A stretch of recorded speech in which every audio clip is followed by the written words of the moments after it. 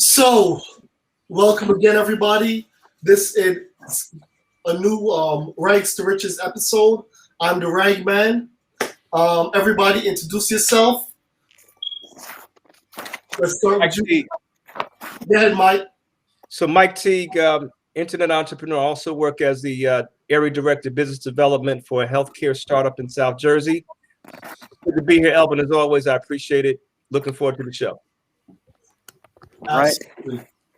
Adam Brown. I'm an attorney that does a lot of residential real estate work in New Jersey. Hi, I'm Timmy from Serbia. I'm working as CTO for smartrealty. All right. Chris? Hello, I'm Chris Therapontos from Cyprus. I work as a UX designer and brand designer for smartrealty. All right. So it looks like we got 4 people watching. That's good. A lot more than last time. So we're going to kick it off, right? So you guys know the topic of the day. I'm going to just shout it out and then ask Adam to chime in. So Godzilla uses Zestimate to flip houses. Is that a conflict of interest? In fact, Adam, before you chime in, Timmy, can you pull up that article that we were looking at from the Inman? And Yeah, see sure. what Let me see. Yeah. Okay, just a second. I will share my screen. Okay, here you go. Can you see my screen? Yeah, I'm going to pull it up. Okay. Let me know when it is visible. All right, it's visible. Okay. All right, so Zillow's live offer, Zestimate, launches in 20 markets. The move turns the Zestimate into an initial bids, and it's aimed at getting more customers at the top of the funnel in the Zillow ecosystem. All right, so this happened yesterday. So Adam, being an attorney, like this strikes me as a huge conflict of interest. Zillow's given the valuation, and then they're using that valuation to buy properties, but they're kind of setting the prices. Now, what are your thoughts on this, Adam? Elvin, I agree with you 100%. And I look at it like this, right? So in the home buying process, there's a third-party independent appraiser. And why do you have an independent appraiser? Because they're independent, right? And that's where the trust comes from. The trust comes from the fact that you feel like you're not in the pocket of the lender, the realtors, or anybody. There's supposed to be an independent third party. When Zillow is allowed to both set the market price and then purchase homes for that price, they can play around with that price very easily for their own benefit. Elvin, do you agree? Absolutely. And, not only for the homeowner, this is a problem, but for the realtors, because Zillow lied to realtors. They basically said they weren't going to form a brokerage. Now they formed a brokerage. They said they weren't going to compete with the agents. Well, they have. And now they're buying houses, competing with sellers. Michael, any thoughts on this? Yeah, I mean, I'm listening to both of you. I think most definitely. And so what does it say to the extent to which Zillow wants to corner the market, engage in market domination, and what implications does that have for people who want to invest in real estate, for example? I mean, because they were allowed to do this, basically they can set whatever price they want to maximize their own profit margin.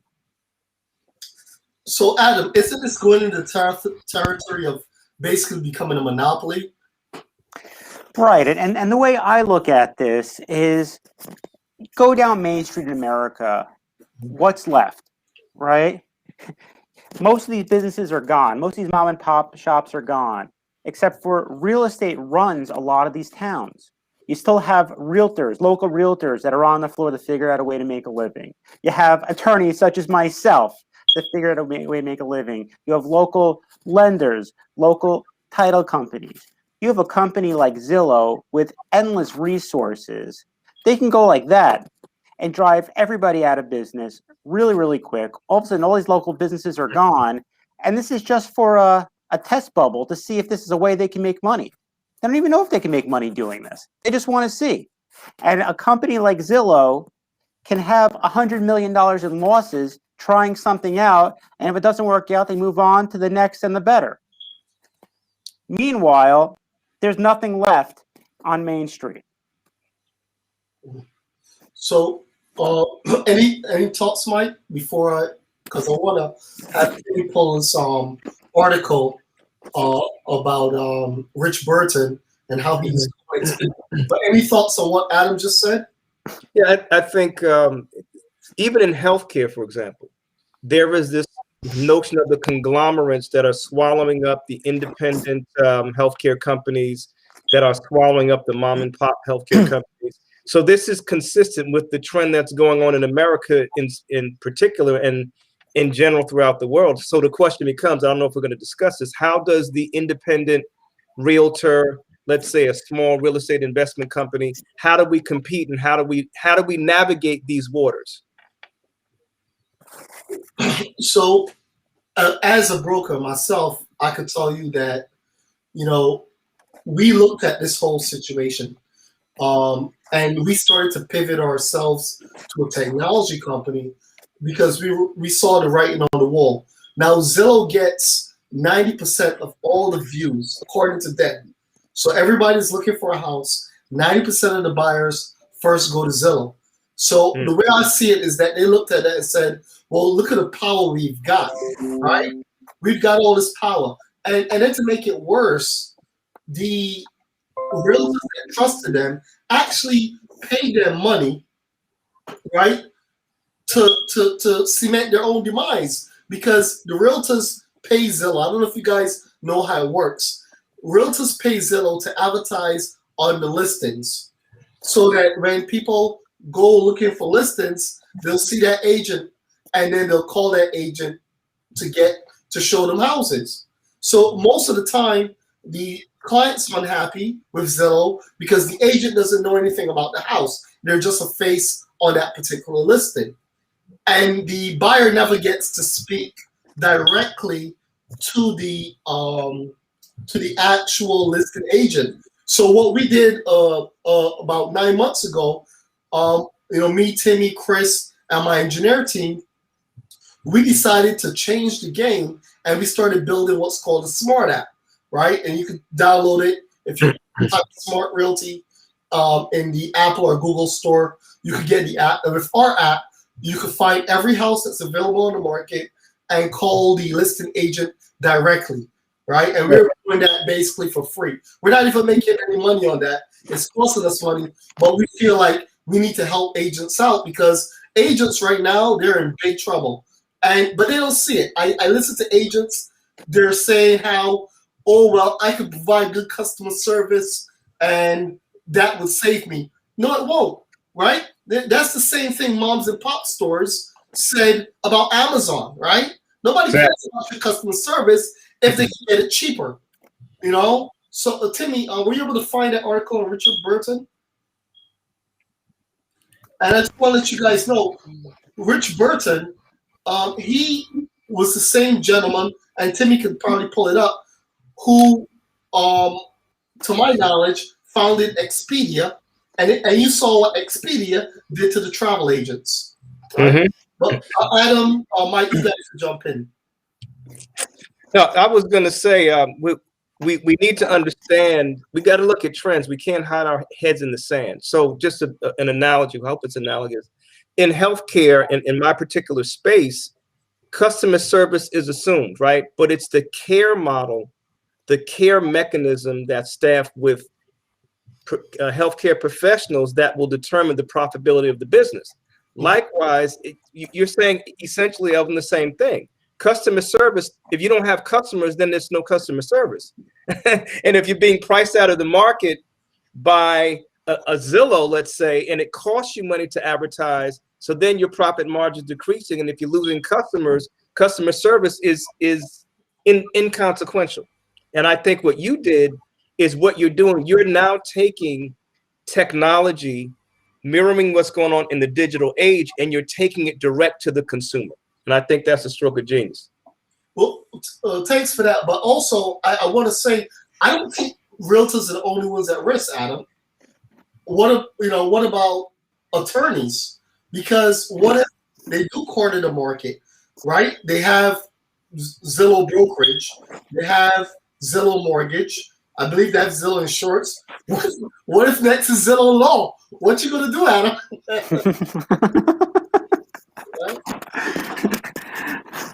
I don't know. You know, sell candy and sell umbrellas in the corner. I have no idea what I'm going to do. but you are right, because that's what disruption does. But disruption isn't always for the better. You know, it really isn't. You know, and a company like Zillow can run just like Amazon on razor thin margins and torpedo an entire local economy in the process. You know, and what's lost is what a realtor does is a realtor does provide a level of care and customer service that no algorithm can match. You know, Zillow can't tell you whether a house is a good house or a bad house, or maybe, you know, a property that you might want to stay away from for XYZ. But then, you know, at the end of the day, people just care about money and can they save money? And they care about how easy things are. You know, right now we're in a very busy, hot real estate market where people are, you know, chasing homes and they can't get one, right? Think about how easy it would be for a company like Zillow to set it up where, you know, you just hit a button just like you do on Amazon Prime and you get your house and just eliminate everything else in the process. Automation. Yep. So I just put it up there. Godzilla uses estimates to flip houses. Conflict of interest. So I want to get more into the law, though, Adam. Mm-hmm. Like, are they breaking any laws by setting the price and then using that price that they set to purchase a house? Is that legal or is it just unethical? Like, is there a problem there? Because I'm looking at it like, okay, that's like I'm the judge, and the jury, right? I'm setting the standard. Then I'm offering you an offer based on that standard. But what if I set the standard lower, that price lower? Like, you know, is there any law that they're breaking? So I can't answer as to whether or not they are breaking the law, but there definitely are obvious ethical issues. You know, the allegation perhaps they are, you know, fixing a price on a home, or you know, through AI or through, you know, their research, they know that, you know, there's a certain price they can, you know, offer you, and there's a high likelihood that you will accept it, even if they are undervaluing the price of your home. Because ultimately their goal is to, you know, buy homes for as cheap as they can, right? And then flip them. That's the idea, right? So I think it is highly questionable. I do think there's definitely, you know, ethical guidelines or ethical lines are potentially being crossed. So Timmy, what were you saying just now? Yeah, and the algorithm cannot be like too accurate. I mean, how it works is like based on history data, you are building a model. It calls like supervised learning, that you can like features, right? And you are learning your model, and based on that, you can make a prediction. But for example, let's say a property is built in 1962, right? And you renovated it, but you have information about it, so it will it will output some very low price. Yeah, and look, you gotta listen to Timmy, because Timmy, she this is her background, artificial intelligence, algorithms, and you know, obviously, you know, when we were building our own tech, you know, when we started building our own company, and just so you guys know, when we started building Smart Realty, the first thing that initially we said was, okay, how do we take that 80% of agents that failed and make them successful? And we did a lot of things to do it. And then eventually we said, okay, after we did all that and we made the agents successful, We took agents that went from doing 2 transactions a year at their company. They came to us, they did 40. Then they started getting recruited by other companies. So there was no loyalty there. And then we said, okay, well, we helped the agents. That backfired on us. So let's pivot to helping the consumer, right? And you'll hear why I'm telling this story in a minute. So when we started trying to figure out how to help the consumer and started building a tech company, we realized, holy, having the agent as a commission independent contractor may not be the best thing for the consumer. So we started thinking of the agent as an employee. So if we at a small level, small little company over here in New Jersey are realizing that to really fulfill the demand of the consumer and give them that super customer experience that they want, you may have to remove the agent from the situation.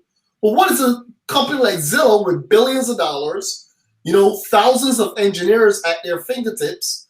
What are they thinking? They're thinking the same thing. Same thing. Same thing. Go ahead, Mike. No, I was going to say they're thinking the same thing, and I think if we look at where society is going, we've gone through 4 ages: the agricultural age, the industrial age, the information age, and now we're at the digital age. So isn't it interesting? And I think Elon Musk is now the richest person in the world.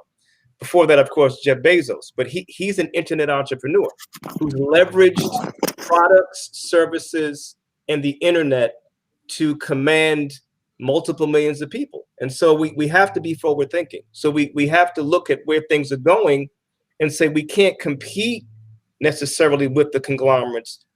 However, we can parallel what they're doing and then look at the gaps and fill those gaps to our own benefit and the benefit of the consumer. All right. Well, I noticed you mentioned, not to get off topic, but I know, Chris, e-commerce is sort of your space. You got any thoughts on this whole situation with Godzilla and what they're doing with the Zestimates? Yeah, in this digital age, for sure, it's easy for Godzilla to influence the price. It's just there. It's like stocks. It's like crypto, and it's there. People can sort of be affected. I'm hearing the discussion. I agree with what's being said, and I would like to be. It would be interesting to see. Can you predict everything? And it's like, okay, it's an experiment, as you said, for Zillow. So, but it can, for sure, they can lose money as well. I just wonder, maybe the system. I mean, when you are monopolize something, of course you will charge more, but the housing is a bit different. How long can you charge more money? It's like if people lose their houses, then the market will have a crisis, right? So how much can they control? Can they control it? Well, that brings me to something interesting, Adam. I don't know if you want to chime in. So Zillow's buying these properties, right? Mm-hmm. So that means they're holding these assets, and everybody knows, asset equals liability plus equity, right? Right. So they're holding these liabilities as well on their books. So any problems there? Well, what I see, if you think about it, is you remember during the 2008 housing crash, there was a shadow inventory because banks were holding on to properties that, for whatever reason, they weren't ready to sell yet. Maybe it was just sitting on their books. Maybe they were waiting for the market to come back. But it was creating an artificial real estate market because, maybe at any one time in a town it shows there were 100 homes on the market, but then there's 50 or 60 vacant homes that are just sitting on the sidelines, and that could have an effect on the price of the homes overall in the area. If all those homes were on the market at the same time, could potentially flood the market. Elvin, do you agree? So think about a company like Zillow. You know, if they're using all sorts of AI and their algorithms and making all sorts of predictions on the market, they know that if they swallow up, you know, X amount percentage of the inventory, it's going to drive up the price of the remaining homes on the market, which they can look at as an opportunity because now they're the ones that will be putting some of those remaining homes on the market for sale, right? So if one company is buying and selling that many homes in any one market, then it gives them a lot of leverage over the sales price. So beyond, you know, purchasing in the first place, they might be able to artificially inflate or deflate the house prices in a whole community. Well, I know Michael definitely got something to say about that. So let's hear it, Mike. Yeah, I mean, it's the Walmartization of real estate, and I think, remember, I was part of Red Brick Gym in East Newark 15 years ago, and a gentleman who was an investor said, "We want to be a fly on the elephant's back." Interesting. You see what I'm saying? So we follow what the larger conglomerates are doing, and then say, how can we, for lack of a better word, mimic it in order to benefit ourselves, and more importantly, of course, those that we serve. See what I'm saying? So that's my thought. Elvin, what do you think about that? So if like Adam say, they're able to control prices, you know, this could be something that Congress may have to ultimately look into, because if they're coming into, you know, underserved neighborhoods and underserved communities, you know, buying up properties and gentrifying them and kicking out the population that's there, and, you know, increasing the values by, you know, multiples, where are the poor going to go? And of course, the thing about this whole situation, if you guys saw the caption we put up with Godzilla, and of course flipping the houses. If you see that rope, right, you notice that we put on that rope. We also put the investors, the bird dogs, right? Those small business people as well. They're in trouble. But the homeowners is also a sitting duck. That's why we call him a sitting duck and looking out of his house. If you saw the caption, and then on that same rope, you got all the realtors who are saying offer good customer service. Yeah, really, good customer service going to help you? It's not, right? And then at the end is the National Association of Realtors who let this happen, right? The National Association of Realtors, in their greed to get money, let all this happen, sold everybody's data because they wanted to make money. They spent, I heard, they spent like $1 million renovating the office, you know, up in their tower. So these guys, oh, by the way, one more thing. Do realtors know that realtors don't even own the word realtor anymore? Wow. Realtors don't own the word realtor anymore. The National Association of Realtors sold the World Realtor and Realtor.com. I believe it's the gentleman that used to own Fox. What's his name? The guy that owned Fox? Rupert Murdoch? Rupert Murdoch. They sold it to Rupert Murdoch. Wow. So, you know, realtors, I tell you, man, they better wake up. But yeah, back to Adam's, you know, this may be a major problem because the largest asset class is real estate, right? There's $27 trillion of real estate just in the US, right? There's $1.7 trillion of sales every year. 93% of those sales are agent assisted, right? So $1.4 trillion, which is $82 billion in commission. That's at a 5.34% average commission, right?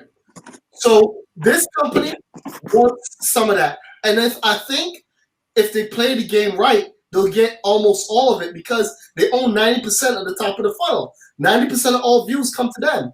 So all it takes for them is to get back in by Wall Street, and they could just lay waste of all the realtors. And that's just my thoughts on it. If anybody wants to jump in, Timmy, you can jump in as well.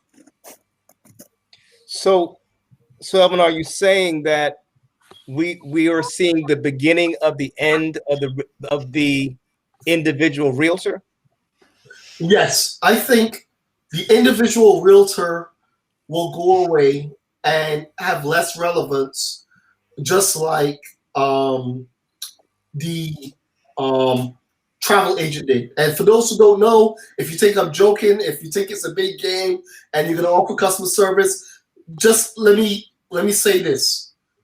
Richard Burton, the founder of Zillow, is also the founder of Expedia.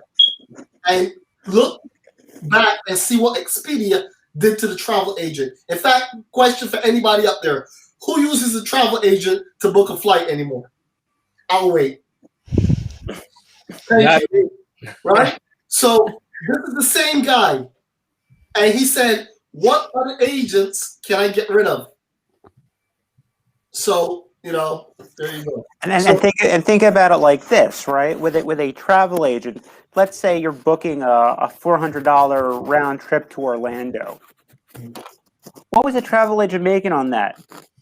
$50? Yeah. I don't know what travel agents made, right? Imagine somebody is selling $1 million property. There's $50,000 in commissions. Yeah. There's a lot of reasons to disrupt that industry and take a piece of that pie. Yeah. Yeah. And I don't know what it costs to advertise on Zillow, but Zillow's making a couple $100 there, a couple $100 there, and they're seeing this giant pie. They're going, people are putting these $3 million estates up on our service. Yeah. And if we could get our hands on a chunk of that commission, it's a whole new ball game. Whole new ball game. Right? Disruption. Actually, their website, the Zillow, like to use their services. It's not cheap. Like it's after a few zip codes, you need to pay like $500 or $600 a month, something like that, I think. Yeah, I mean, we used them for a little bit. Yeah, I think it was $500 a month, and we didn't got anything basically.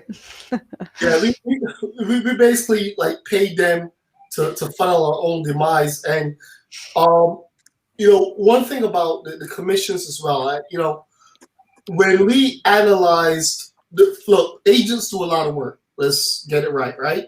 There's 184 tasks a real estate agent does to close a single deal. And it's a lot of work. There's also 14 different stakeholders. And Adam, you may never have counted it, but it's literally 14 stakeholders involved in a transaction, right? If you doubt me, I'll quickly go down the list. Buyer's agent, seller's agent, buyer's attorney, seller's attorney, buyer, seller, title company. Then we have the appraisers, insurance, city inspector, state inspector. If it's a, and you can just keep going. It's like 14 that we counted, right? So lender, the whole nine. All right. So there's a lot of cats to herd to make that real estate deal close. Okay. However, with technology, it makes things a lot easier.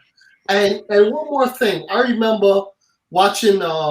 It was Richard Burton and one of his investors up on a stage, and he was talking about where they got the idea of the Zestimate from. And his investor said, well, I want to spend some money in marketing. And his investor said, I want to spend $0 in marketing. He said, well, how can we build a company, Zillow, with $0 in marketing? He told him, figure it out. So he went back to his team, and basically, he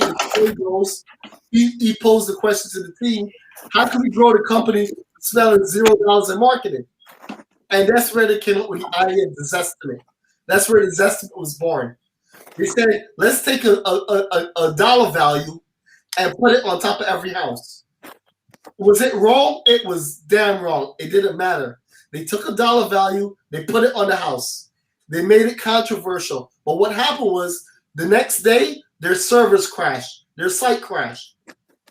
Because everybody, and it ran on the news, everybody was clamoring to see what the value of their house was. So that brilliant stroke of genius from Zillow, right? It was an accident. It wasn't like they planned it. They didn't know if it was going to work, right? They just threw a number on your house, imaginary number. It wasn't even based on anything. People went on. They said, "Oh, my house is worth more than that, or it's worth less." I don't know, right? It didn't matter. You went on the site, so now they were like, "Aha, we got something," and then they started building algorithms to try to match it as close as possible, right? So a fluke made Zillow what they were by giving them the Zestimate, and now these same guys are about to take over real estate. Wow. I just read about him. I Googled him on my phone. I just read about Richard Barton. It's just it's amazing. And again, leveraging, and Elvin, as you're doing, and I think it's a stroke of genius, honestly, leveraging technology. And you said this at the beginning of our broadcast, pivot. You know, yes, that's the new buzzword. At the same time, it requires us to continually look at trends, metrics of a business, analytics, and say, where are things headed? Not where have they been per se. That's history. So we're forecasting, and we're forecasting based upon data.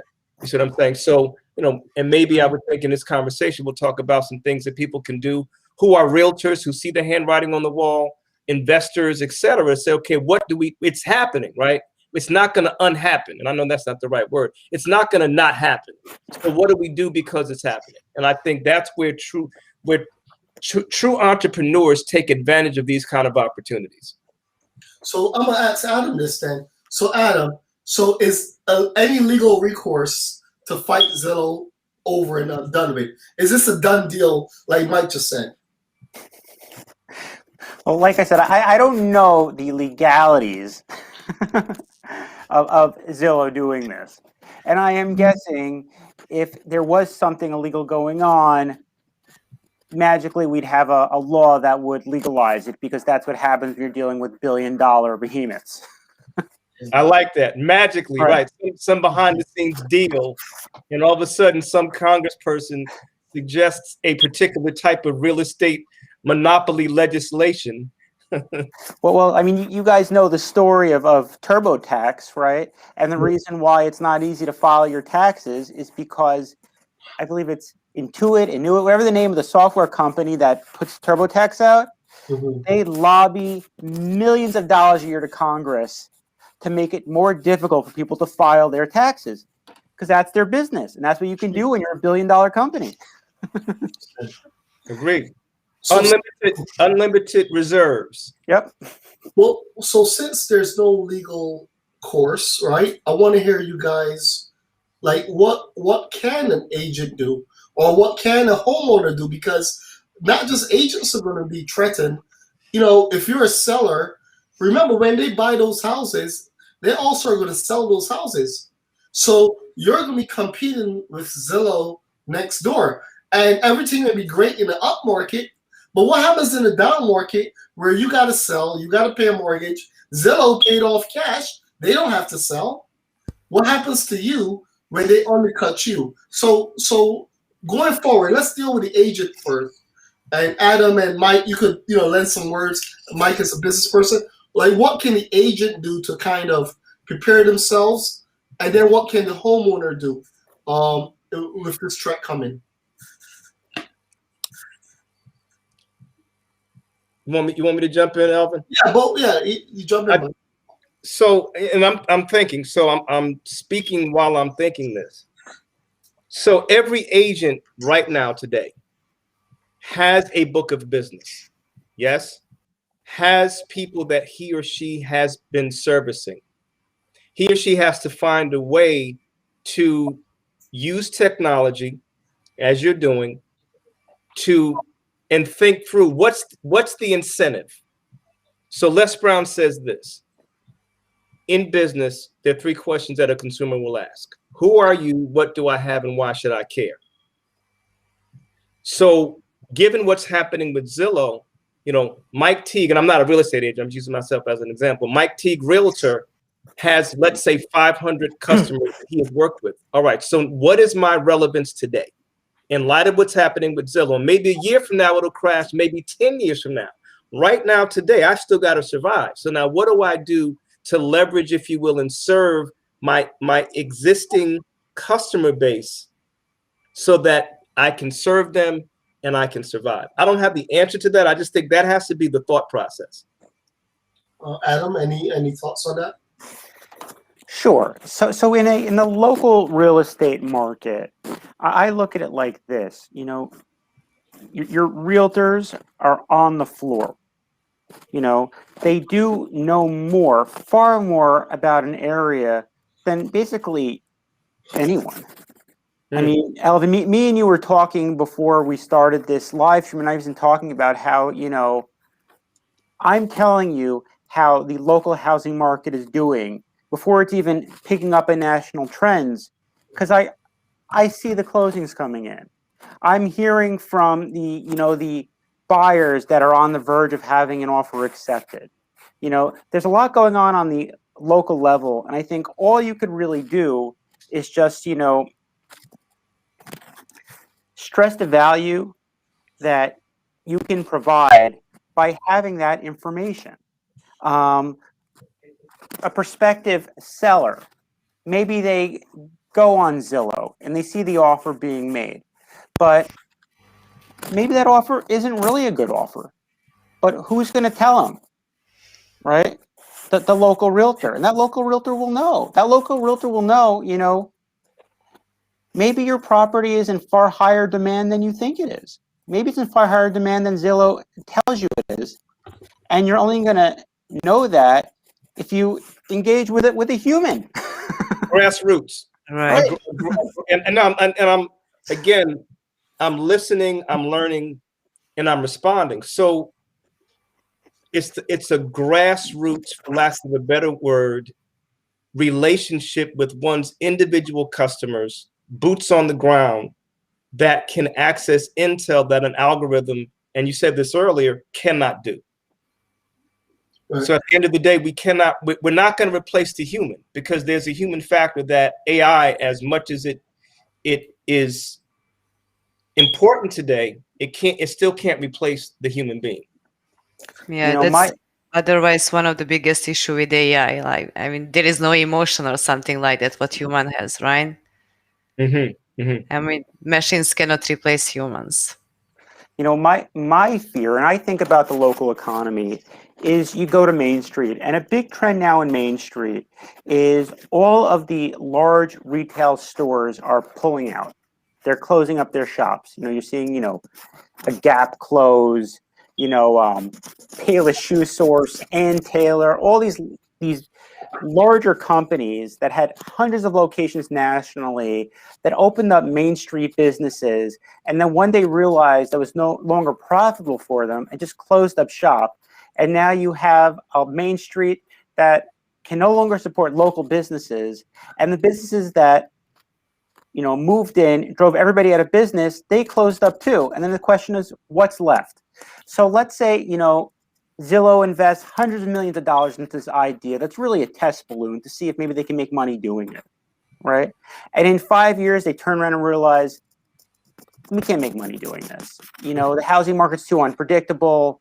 We're, you know, to put, you know, $500,000 or $600,000 on a whim into a home to see if you can make money on it just isn't a good way to make money, and they pull out, then what's left?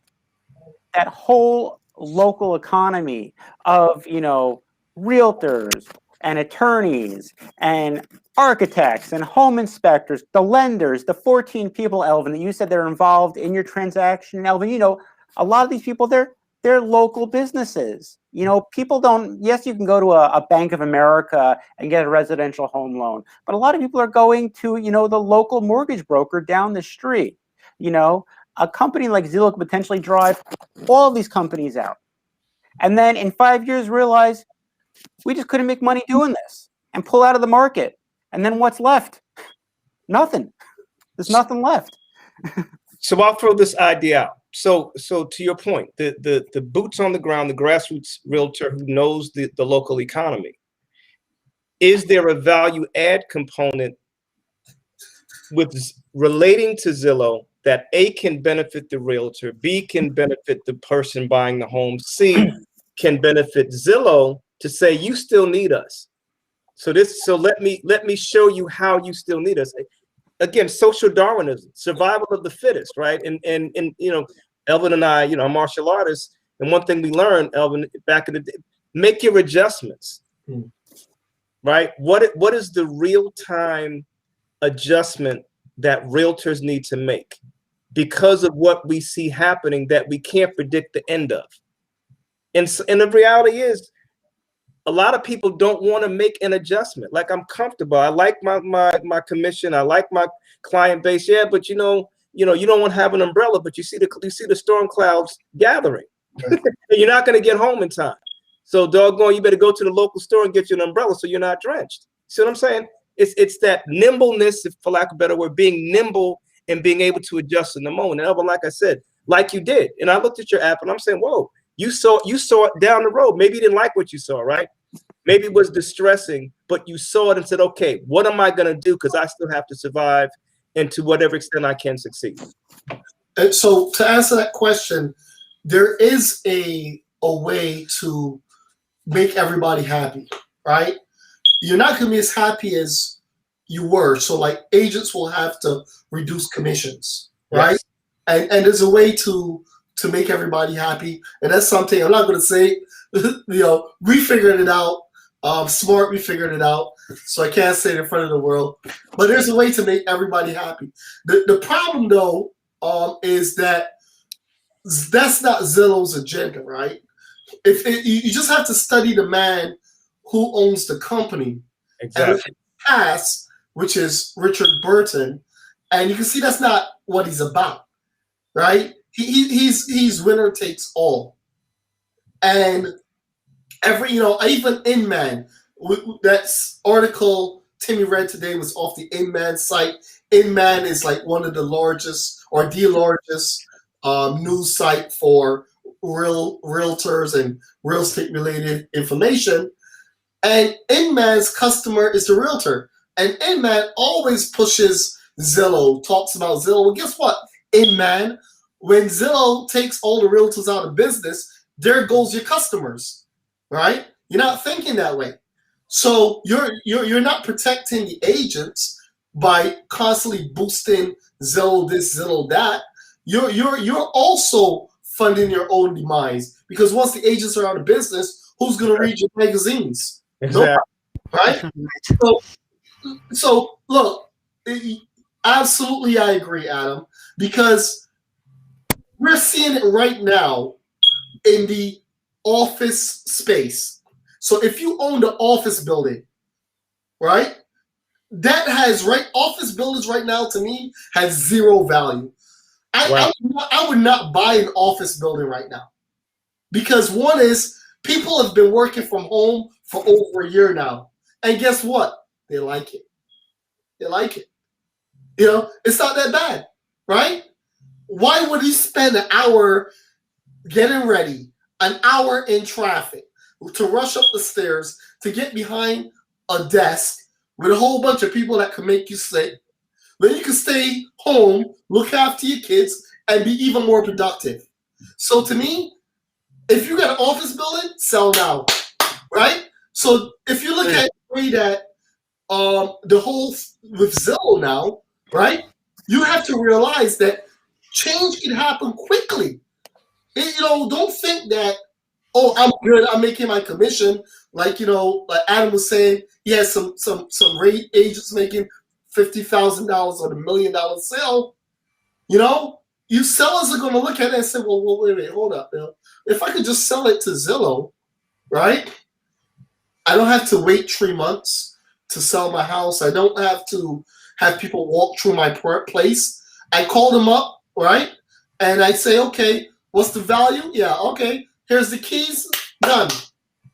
What happens when the consumer says, I'd rather go there? You know, so look, one of actually Ruben Kunas, he's actually saying, hopefully I pronounced it right. He actually made a comment. He said, I've always said NAR, National Association of Realtors, sold out. He says there's still our market, but yet we have to pay, meaning that the agents basically have to pay to get advertising on Zillow, even though it's their listings, and they want to put us out of business. Yep, Ruben, I agree, and unfortunately, they might very well succeed. But you guys could go ahead and speak on that. What am I speaking on? Well, what I just said. Well, in fact, let's do this. Let's give the agent now. What can the agent do now? Because we know that this is going to happen, like Mike said, right? So what can the agent do? What's the next move? And Mike, you may have some insight into this as well, being a very progressive businessman. What can the agent now do to kind of pivot their business or pivot themselves to get ready for the inevitable, as far as I see it? Two things. To look at their existing customer base as an asset to be served, not to be exploited, because that's what Zillow was doing, to be served. So I think that's number one. Number two, how do we disrupt the disruptor? So Zillow's the disruptor. So how do we disrupt? How does the agent disrupt Zillow? And using Zillow and saying, what can I add to what they're already doing to be that fly on the elephant's back, right? To see what that elephant is going to do. The elephant going to go jump in the river and drown. You see what I'm saying? Because we don't know how long this experiment is going to last. But the consequences will be occurring as long as this experiment lasts. So I think it's those two things. Well, one thing they could do based on that second thing you said is they could download the Smart app, right? Because the Smart app is the only app right now that there's no middle person between the listing agent and the consumer. We just had feedback from one person who bought a house using our app. And he said he was looking for over a year for houses. He was on Zillow, Trulio, all of them. And the problem he always got was when he called the agent on the listing with Zillow, it was never the listed agent. It was somebody advertising. And one wouldn't know, what the anything about the house. That was the first negative. The second problem was that when they finally tried to make an appointment to the house, it was usually on the contract because Zillow's information was old and outdated. But with the Smart app, he was able to call the agent directly. So if you want any plans that what you can do if you're an agent is one, go after listings, get the listing, then share the Smart app, because at least if you share the Smart app, it's only going to be you that the person calls. Smart Realty isn't even on it. Like, this is a loss for us, but we're doing it to kind of be to fight Zillow in a way, right? So this is like the only thing you have, that the only technology right now that's trying to at least fight Zillow. Adam, you could jump in. Sure. So what I was going to say is, what can your local realtors, your local attorneys, your appraisers, so on do is what Zillow is doing is they know this is a highly profitable area of the economy that in some ways is archaic, in some ways is incredibly inefficient, right? What I see all the time is, buyers find me, they're buying their first home and they are confused. They don't really understand the process and they're kind of getting passed around by a whole bunch of people that they're all acting in good faith, just doing their jobs, right? But they started with the realtor, and the realtor kind of helped them out with their end of it. Then they got past the attorney. Now the attorney is kind of telling them what's going on. Then they get passed over to the title company. Keep in mind, these people are investing more money in these properties than they could even imagine. You see, like at the closing table, I see all these loans, and you see the amortization table. And these people are going to be on the hook for the next 30 years. And we're talking about hundreds upon hundreds upon hundreds of $1,000s. And, it's not really a very efficient process. So I guess to answer your question of what can your local realtor, your local attorney do is, come up with ways to, be more efficient so that a company like Zillow can't come along and say, hey, you don't like the home buying process, or you don't like how it is selling a home when you're handing over these enormous commissions and getting, passed around. So, local businesses should think about, well, what can we do to make the home buying or selling process, more seamless, more Exactly. efficient. I like your thought, because and Elvin, I was just chatting with you while Adam was talking. See, it everything has to be data driven. So how does a local agent quantify the inefficiency and then present the data to Zillow and say, hey, I can increase efficiency by X%, which will lead to X% of profit, etc. Now, can we broker a deal? Make your adjustments. So, look, I'm gonna let Timmy chime in here a little bit, because look, Timmy's background is artificial intelligence and technology, right? And to Adam's point and even Mike's point, I know that the realtor may want to give better service, but with what's coming down the pipe with technology, right? With the blockchain, right?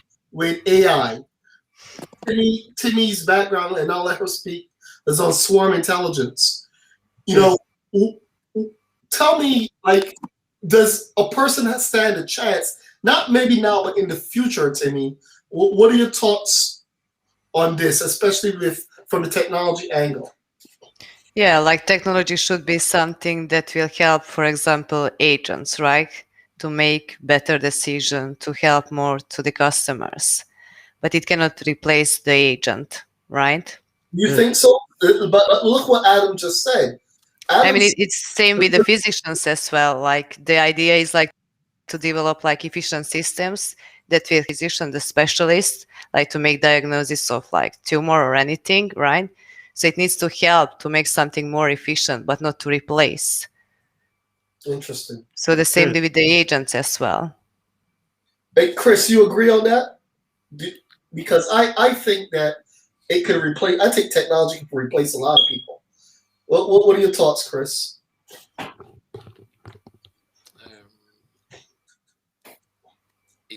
Eventually, yes.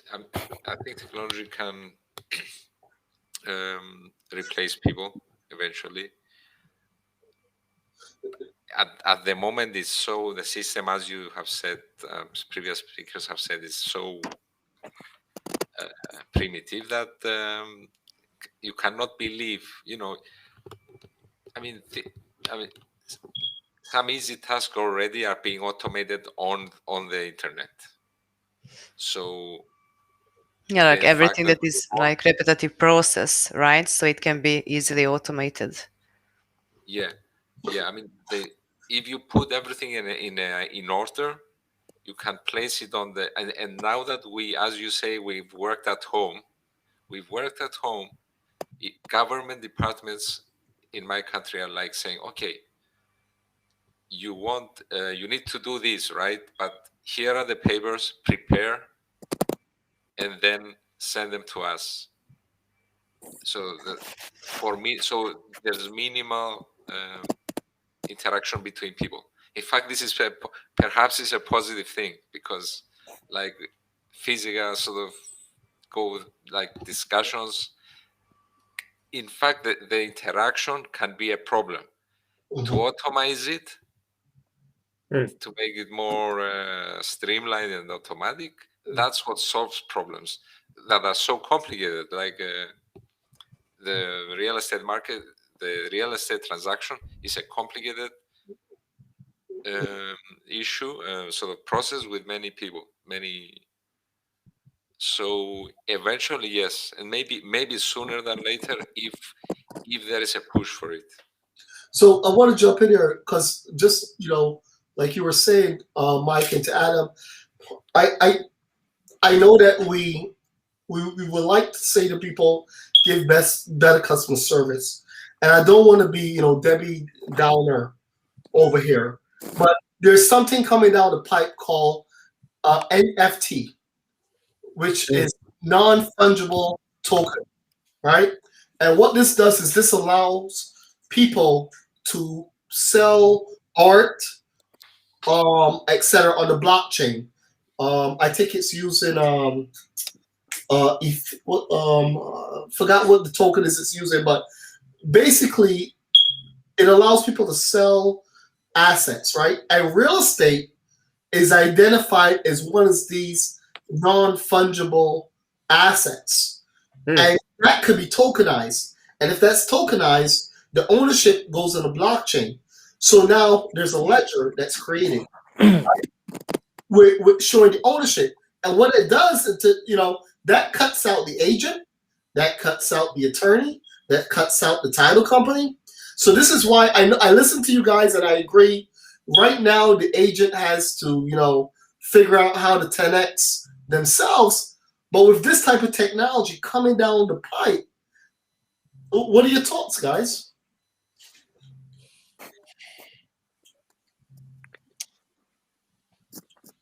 Adam's looking like, oh, well, yeah. I mean, I'm thinking. Elvin, here's the thing, right? Elvin, you and we're all entrepreneurs here to some extent. We got to engage in creative problem solving. So if we know that technology is coming down the pike, how do we create a parallel technology that integrates with that to still do what we have to do? At the end of the day, it's about making adjustments. And I know I'm sounding redundant.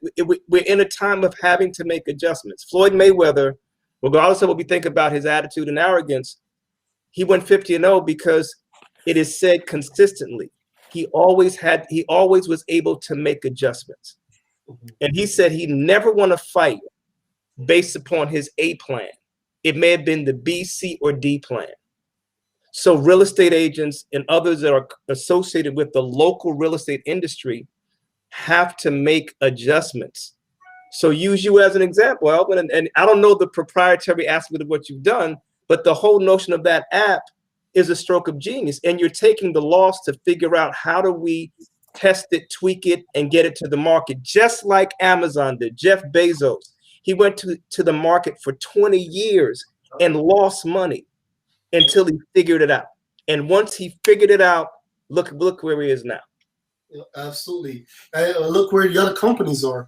I Yes. mean, essentially, they joined that those stores that Adam was speaking about, right?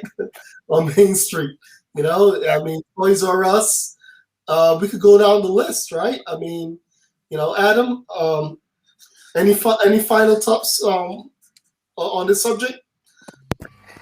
Well, just as to something Chris was talking about, when I think about automation in the time we're living in now, the time of COVID, where everybody's stuck in their house, just think about what has happened in the past year. All of a sudden, people figured out how to order groceries from home and have them dropped off at their front door. Right? People are far more reliant on Amazon than they used to. And they've basically created a world where nobody needs to leave their house. They can work from home. Mm-hmm. They can order food from home. Wow. And it happened like that. So it just shows how, one major event, and maybe that one major event is, Zillow making a push to, making all these offers on homes, can completely change a local economy overnight. So guys, so any final thoughts? Let's go around and just hear everybody out. Any final thoughts or anything positive?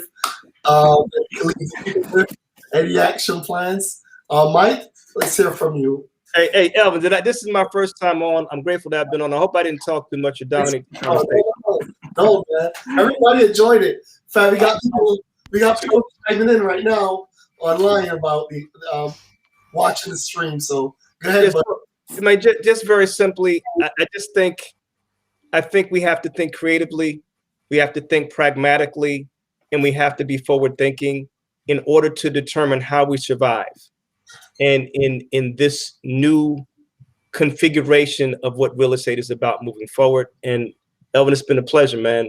Anytime you want me to come on, I'm happy to do it. All of you, I learned from all of you tonight. Thank you. Go ahead. Do me two things. One is tell me any books or any people you could recommend. I heard you call a few names today. And secondly, go ahead and plug yourself. Tell the people about what you're doing and how they can find you. So to the end of being progressive, Ty Lopez, and I forget the other gentleman's name, Dr. Meir, they're buying distressed retail properties like Dress Barn. So the brick and mortar shop is going the way of the Edsel. And he's actually doing that. So I would study Ty Lopez, Tailopez. Also, if you want to get in touch with me, you can go to my website, www.michaeldteague.com. Or you can just call me directly, 908-644-4122. That's the bat phone. And I'm doing some things on an internet entrepreneur level. Happy to share my information with you. Adam, go ahead, kick it off. To give the people like some action books, some books they can read, or something that you would suggest they look into, and also plug yourself. Tell them about your company and what you do.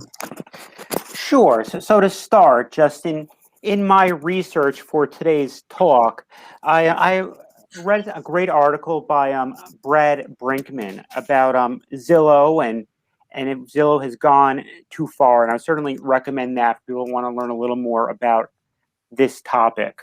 So as I mentioned at the beginning, I am an attorney, and I do primarily real estate, residential real estate throughout New Jersey. And the best way to find me would be to go to my website. My website is adambrownlawgroup.com. Give me a call if you have any questions regarding the local market. If you're interested in buying or selling, you want to talk to an attorney and get his thoughts, I'd be more than happy to talk to you. Absolutely. So listen, we want to welcome our guests today, Adam Brown and Mike. Mike is going to be back again because, we try to get Mike on more often. Me and Mike used to have a show called Hood Hustlers. Yes. So we're going to start that back up as well to get some more hustlers on it. Yes. And of course, Timmy and Chris, they're part of my team, my tech team. So this is elvinames, aka the Ragman, for We Buy Raggedy Houses, or revelopers, the house sellers 911, right here.